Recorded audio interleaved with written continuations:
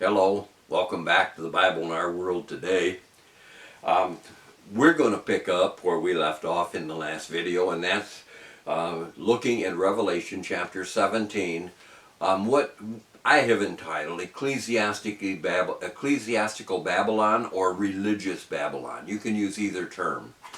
And in the last video, we did introduction and then talked about this first verse of chapter 17. But there is one thing in it that I failed to point out in the last video where we were together studying this, and it's this. If you got a Bible or electronic device with a Bible on it, whatever you're using, take it and turn back to the last verse of chapter 17, and that would be verse 18.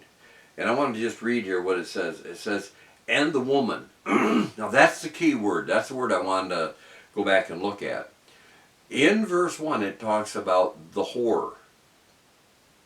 You come to verse 18 and it says, "And the woman." The word woman refers back to that word whore in verse 1, and it says, "The woman which thou sawest." And what he's saying, the woman which you saw back here in verse 1, this is who the woman is that great city which reigneth over the kings of the earth. Now, he says the woman, the whore, in verse 1 is the great city. What's the great city? The great city is Babylon. And so, when we look at this, we don't have to speculate or try to guess or try to conjure up some idea that man comes up with of who the whore really is, because God in verse 18 tells us it is that great city, and that great city is Babylon. And so when you read this, it becomes very clear to understand what God is saying here and who the whore really is. Now let's look on and see what he says in these following verses. He says in verse 2, and just let me pause here and refresh your memory on what I said at the beginning of this study. The first 6 verses of this chapter are the vision, and the remaining verses are an explanation of what's happening. So we're going to look here at the vision. And this is what John is seeing, and we're in verse 2 now. "With whom the kings of the earth have committed fornication, and the inhabitants of the earth have been made drunk with the wine of her fornication." So what we understand from this verse is, number one is you have all the kings of the earth, all the people in authority, all the rulers of all the nations of the world during the tribulation period. They have aligned themselves under the authority of religious Babylon. And to the point, they have been totally consumed by this false religion. He says, committed fornication. In other words, we would look at that normally as sexual immorality, but this is, if you will, religious immorality. And they have been into idolatrous practices. Everything this false religion has dictated, the kings of the earth have agreed to and have participated in. But then God goes on to say, not just the kings of the earth, but he says the inhabitants of the earth. He makes that clear. The people on planet earth, the inhabitants of this earth, he says, have been made drunk with the wine of her fornication. And we get a picture here of how all-consuming this very wicked Babylonian religion really is. It's a godless, satanic, evil religion that is totally comes from the pit of hell, not from heaven. It is wicked and evil in every respect. There is nothing in this religion that is good for anything. And so he says the inhabitants, not only the kings that rule, but now the inhabitants that are under their authority, have been made drunk with the wine of their fornication. It's a beautiful picture of just how all-consuming this wicked religion is, because the illustration is that if a person excuse me, if a person were to start consuming some kind of an alcoholic beverage, and they would do it to the point that this alcoholic beverage consumed their actions, their thoughts, their words, they just become so drunk with this intoxicating beverage that it controls them. That's the picture here. He said that the inhabitants of the earth have become drunk, totally consumed with the wine of her fornication, with the wine, excuse me, of her evilness and her wickedness. And that's the picture that we see here. And excuse me, I'm going to have a drink of coffee here.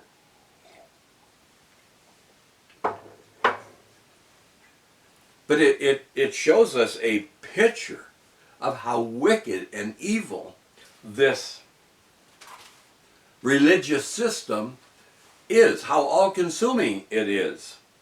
And then he goes on to say this, so he, that is this angel, carried me away in the spirit into the wilderness. We don't know where the wilderness would really be, but that's where he was carried to, and that is John was carried in the spirit into the wilderness. And I saw a woman, that's the whore of verse 1. He said, I saw a woman sit upon a scarlet-colored beast, full of the names of blasphemy, having 7 heads and 10 horns. So what he sees is this woman, which is the false religion, sitting upon a very brilliant colored beast. And he says that this beast was full of the names of blasphemy. In other words, against everything that would in the smallest way pertain to God. Blaspheming everything. Blaspheming God, blaspheming the Word of God, blaspheming everything that would pertain to God. And says that that this beast has 7 heads and 10 horns.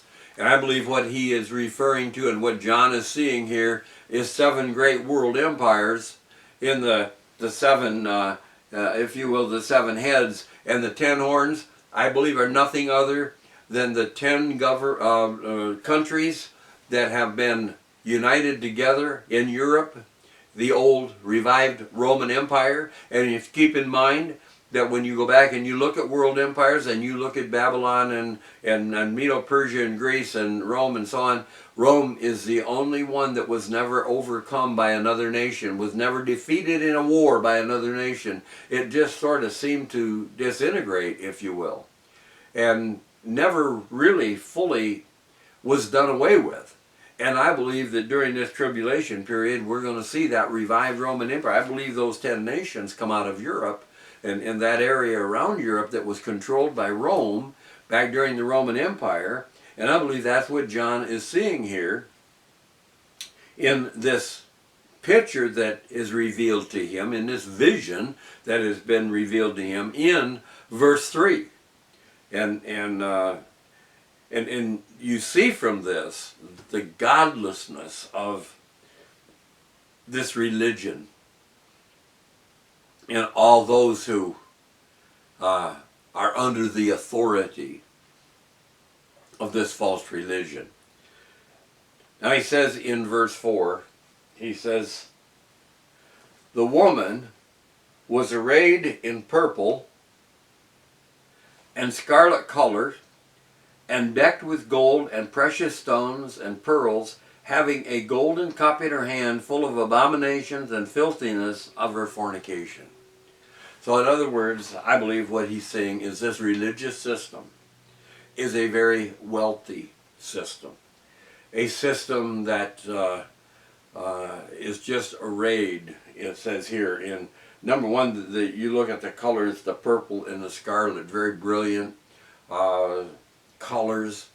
And then he sees this woman, this religious system, decked out in gold and what are they, precious stones and pearls and anything you can think of. And what it just simply shows a picture of is the fact that this religious system is a very wealthy religious system, has great wealth at her fingertips, and everybody in the world is worshiping this system. It's an idolatrous system. I would guess there is probably idol worship in here, that they construct idols. We know from passages of Scripture that there was an image of the Antichrist put in the temple, or image of the Antichrist or Satan, because Satan controlled the Antichrist, put in the temple, and all the world worshiped the image. And that's religious Babylon, and that's what we're seeing here. And so, and it says, in her hand, there was a cup in her hand full of the abominations and the filthiness in her fornication. And so what the picture is, probably a gold cup that she holds, and within that cup, within that religious system, there is here, and she used the term abomination and filthiness of her fornication. It's full of nothing other than what we call sin.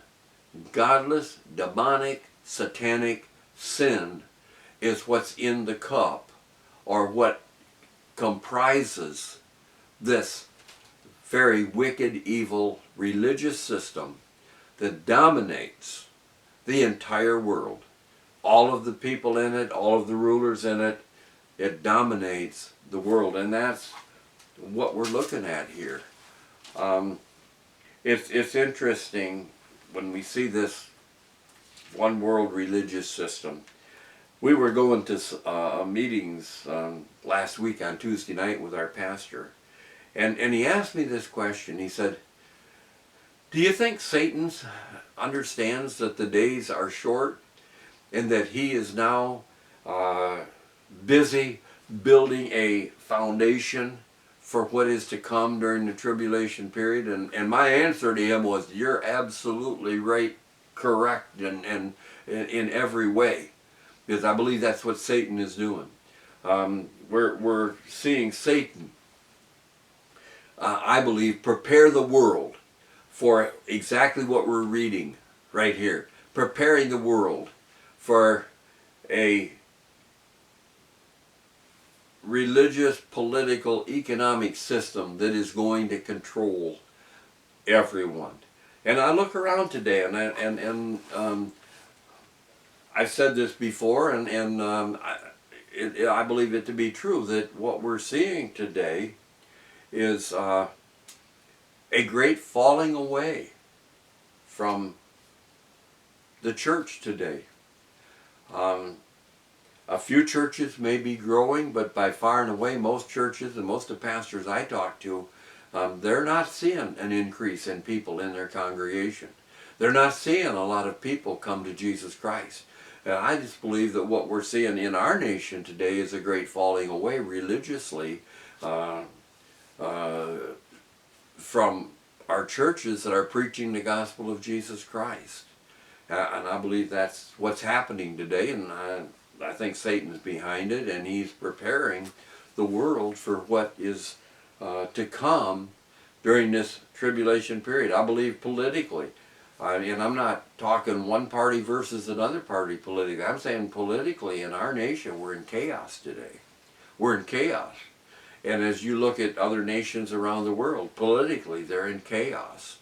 And there's been a great effort here in this last year by men of power, men of authority, to try to see what they can do about bringing about a one world economic system. And in our nation today, right now, in just the last few days, we have seen an unprecedented event. All three of our automakers are on strike right now. That's never happened before, to have all three of them at the same time. And so we're just seeing a lot of things today that I believe is Satan is behind it, and he is doing all he can do to set a foundation, to get the world set in order for when Jesus comes for the church, when he raptures the church, and the Antichrist comes on the scene.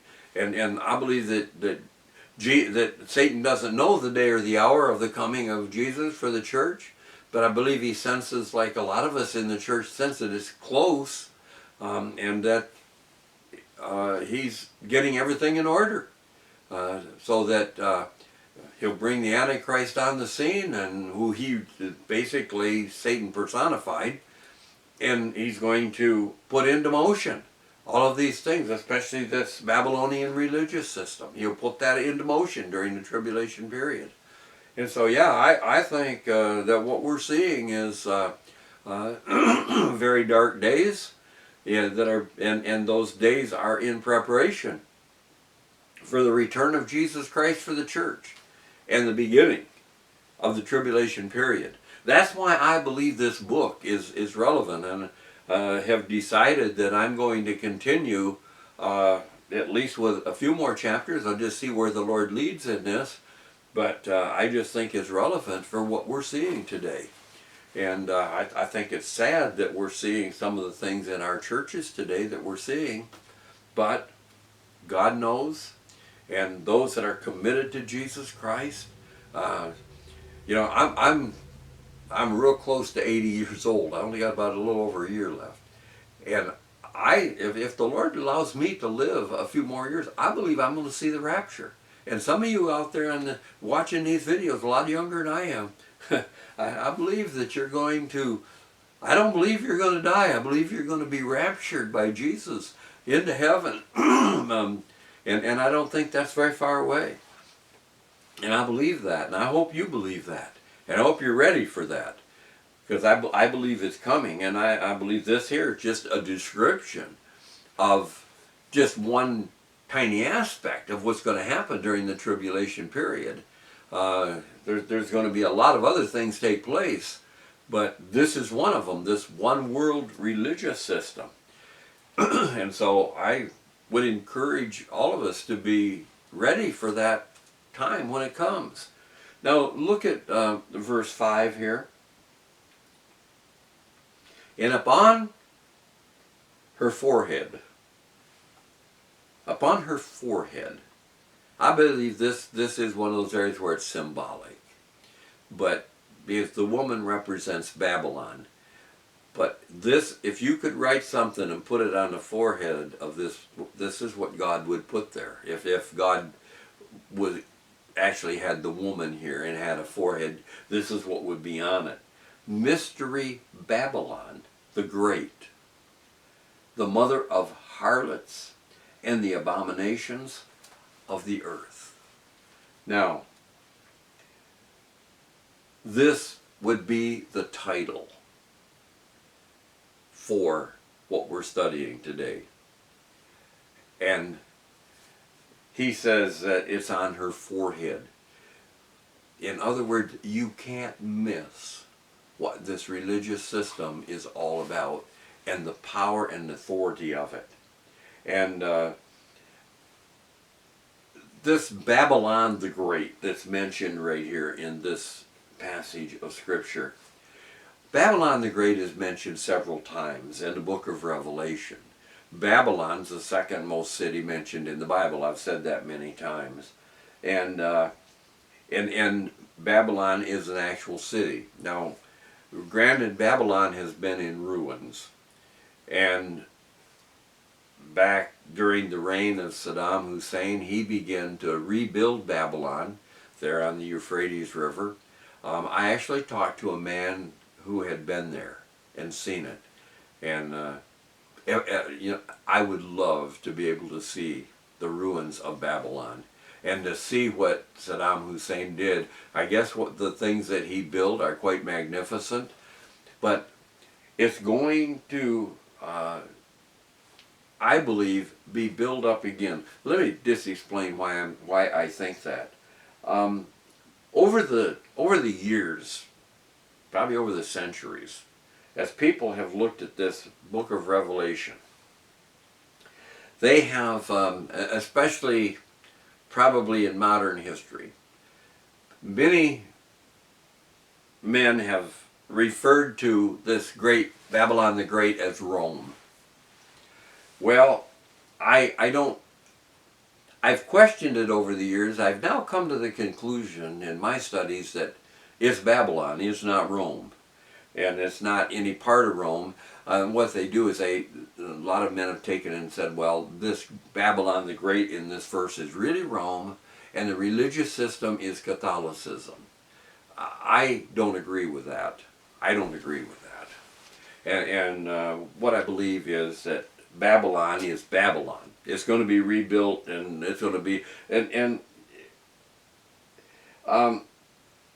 Rome, or I'm sorry, Babylon is called Babylon because that's what it is. And though it's in ruins today, Babylon really sets the ruins there, and the newer stuff that Saddam Hussein built really sets in the global center of the world. It couldn't be in a better place to represent the entire world, both religiously and economically and politically, which we're going to see the religion or the political and the economic in chapter 18. But this is in the ideal place for this city to be the ecclesiastical city center of the world. And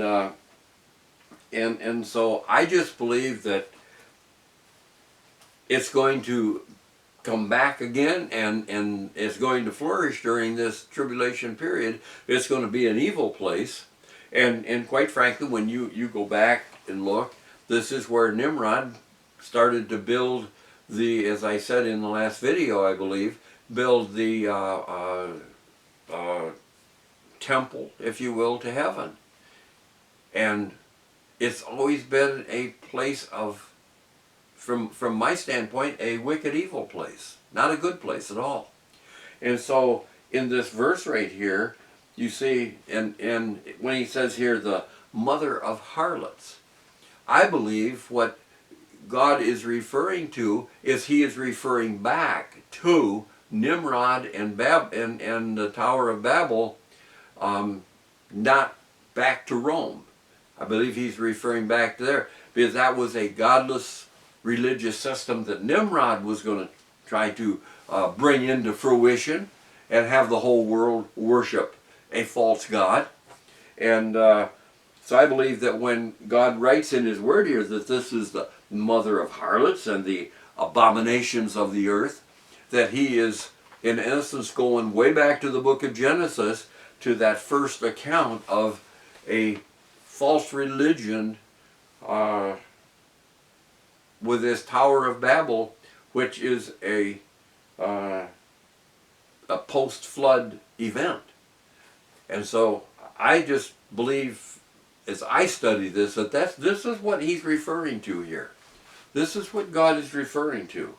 And as you begin to read, mystery is something we don't know anything about, but as we read the rest of this chapter, in chapter 18, Babylon doesn't become a mystery anymore, because it's revealed of just how wicked and evil and demonic that this city really is. This is what God is referring to here, I believe, when we look at this phrase in verse 5. And then when we come over here, and we got just a minute or two left, he said, and I saw the woman drunk with the blood of saints and with the blood of martyrs of Jesus. And when I saw her, I wondered with great admiration. And what I'm going to do is stop right here and come back and just finish this last verse up, because I believe this verse is so important that it deserves more than me trying to explain it and talk about what is going on here in this last verse, because I just think it is something we don't want to miss.